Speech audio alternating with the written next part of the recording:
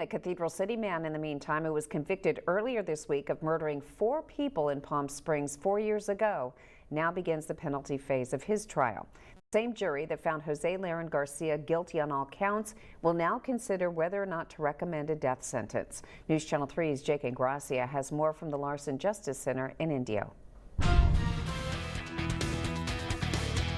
After the 12 jurors in the Palm Springs quadruple murder retrial for Jose Laren Garcia found him guilty of 4 first-degree murders and several special circumstances that could impose more severe punishments, jurors now face a life-or-death decision in the case. There might come a time when you have to come in front of Jose Vladimir Laren Garcia and tell him that he deserves a death verdict for what he did.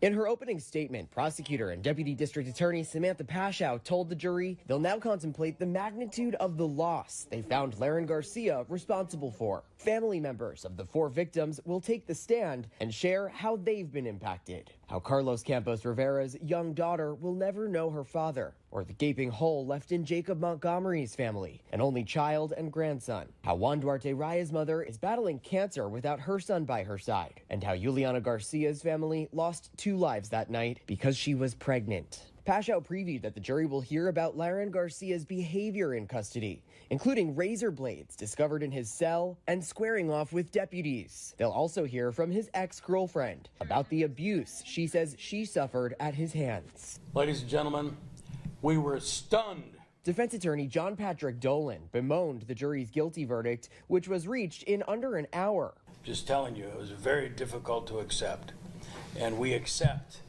what you've decided. He says the jury should consider factors like that Laren Garcia has no prior felony convictions, that he was 19 at the time, that he was voluntarily drunk during the murders. They can even consider sympathy for him. Compassion or concern or anything else you can think about that you find as a reason for you to not recommend death for Mr. Laren Garcia. Witness statements begin Thursday. Jake Ingracia, News Channel 3, Indio.